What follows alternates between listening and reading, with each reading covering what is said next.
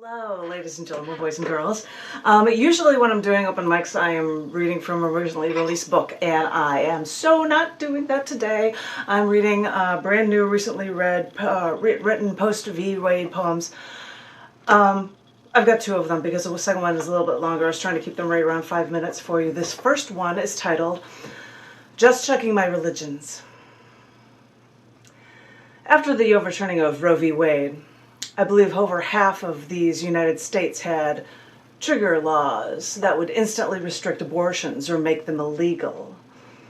These Christian conservatives think that they're helping the unborn child when their own Bible doesn't agree with them and they only restrict women instead.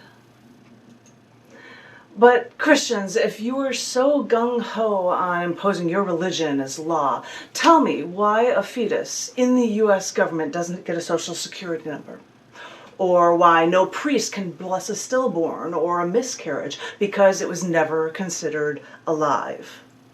What does that say for protecting a non-living thing over an adult female?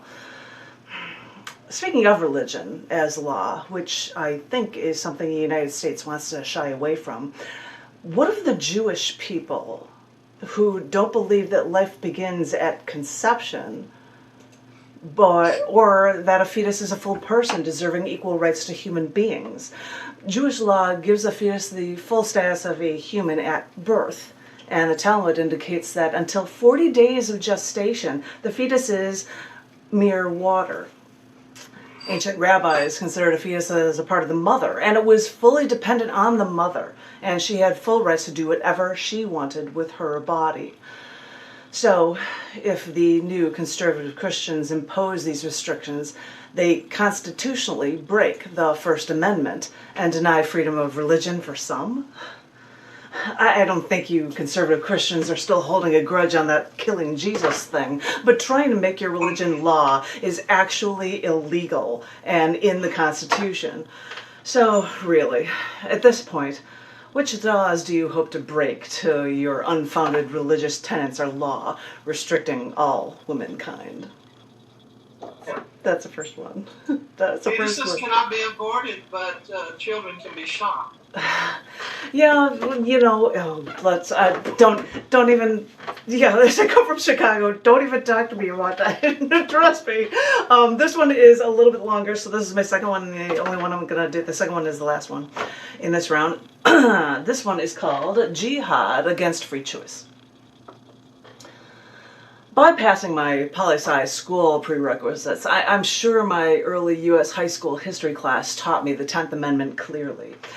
Powers not stated in this Constitution, quote, are reserved for the states respectively, or to the people. When the United States was founded, that worked, and we were separate nation states, until we made a Federal Reserve, until we mandated a federal income tax. And yes, Congress may have created the U.S. Army, but in Article 1, Section 8, Clause 12, it states, and let me quote, "The Congress shall have the power to raise and support armies, but no appropriation of money to that use shall be for a longer term than 2 years." Even through the Civil War, armies existed by state. But now, war becomes national. My military husband will quickly state that all the recruits start their service with tours of 4 to 8 years. If we support our Constitution so, then why do we allow our government to break it by forcing people to serve at a minimum 2 to 4 times longer than they're politically, legally supposed to?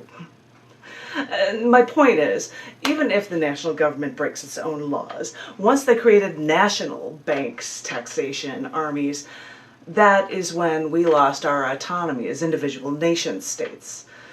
We're all one now, like it or not, and the overturning of Roe v. Wade explicitly pointed out that that choice is just too far for the national government.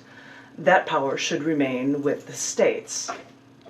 So yeah, in principle, I get that. I don't like a national government taking my rights away.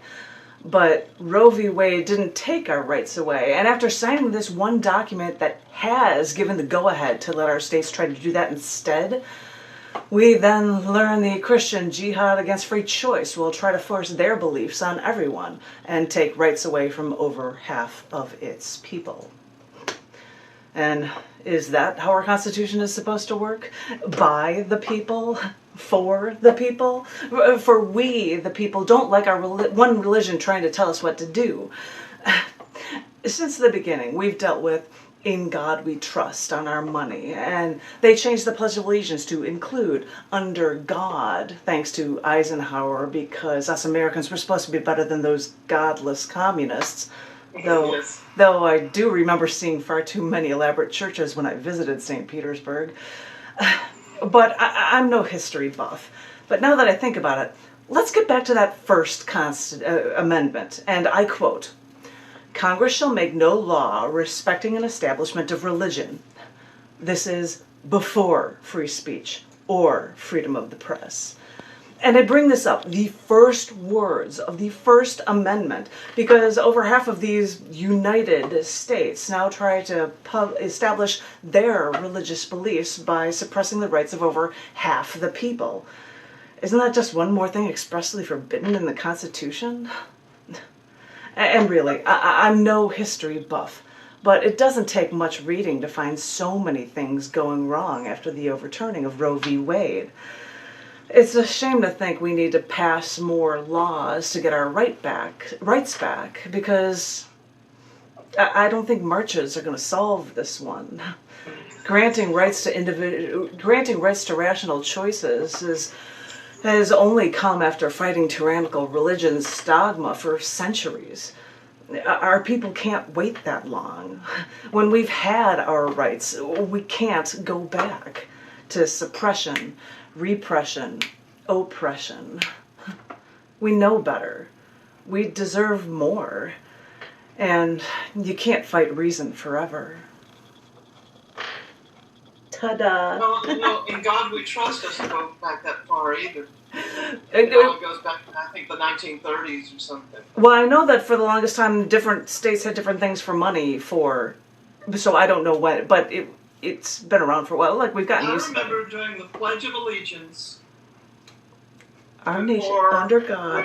They added "Under God." Really? Wow. Oh, yeah. It was only like 1957 or 58. Wow.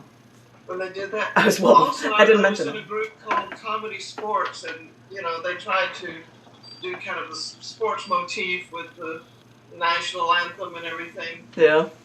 And people don't know now that you don't put your hand over your heart for the national anthem.